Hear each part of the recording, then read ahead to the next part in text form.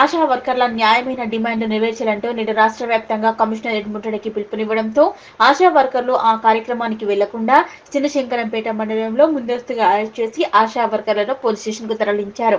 అనంతరం ఆశా వర్కర్ల సంఘం మండల అధ్యక్షురాలు దేవమ్మ మాట్లాడుతూ ప్రభుత్వం ఆశా వర్కర్ల న్యాయమైన డిమాండ్లు నెరవేర్చాలంటూ కమిషనరేట్ ముట్టడికి పిలుపునిస్తే ముందస్తు అరెస్టులు చేయడం ఎంతవరకు సమంజసమని, ఆశా వర్కర్లను ప్రభుత్వ ఉద్యోగులుగా గుర్తించాలన్నారు. నెలకు 18,000 రూపాయల వేతనం అందించాలని ప్రభుత్వాన్ని డిమాండ్ చేశారు. ఆశా వర్కర్లకు పీఎఫ్, ఈఎస్ఐ సౌకర్యం కల్పించాలని, ప్రభుత్వం ఆశా వర్కర్లను డిమాండ్లు నెరవేర్చకపోతే మున్ముందు ఆందోళన కార్యక్రమాన్ని మరింత ఉధృతం చేస్తామని హెచ్చరించారు. ఈ కార్యక్రమంలో దేవమ్మ, కవిత, జయమేరి, లలిత, యేసుమణి, రేణుక, జ్యోతి, లావణ్య, స్రవంతి, లలిత, సుజాత, డి యేసుమణి తదితరులు పాల్గొన్నారు.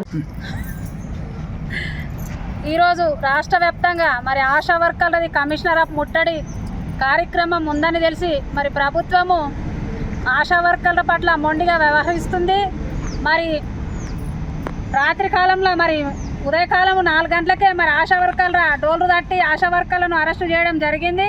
ప్రభుత్వానికి మరి మేమంటే ఎందుకు ఇంత చిన్న చూపు? మరి ఆశా వర్కర్లను అరెస్టు చేస్తే మీకేం లాభము? ఆశా వర్కర్లను ప్రభుత్వ ఉద్యోగులుగా గుర్తించాలి. ఆశా వర్కర్లకు పీఎఫ్, ఈఎస్ఐ కల్పించాలి. ఆశా వర్కర్లకు ప్రమాద బీమా కల్పించాలి. ప్రతి ఒక్కటి జాబ్ చాటును కూడా మాకు ఇవ్వాలని పేరున మరి అందరికీ మనవి చేస్తున్నాను. మరి ఆశా వర్కర్లను ప్రభుత్వ ఉద్యోగులకు గుర్తించాలి. కనీస వేతనం 18,000 రూపాయలు ఇవ్వాలని మీకు మనవి చేస్తున్నాము.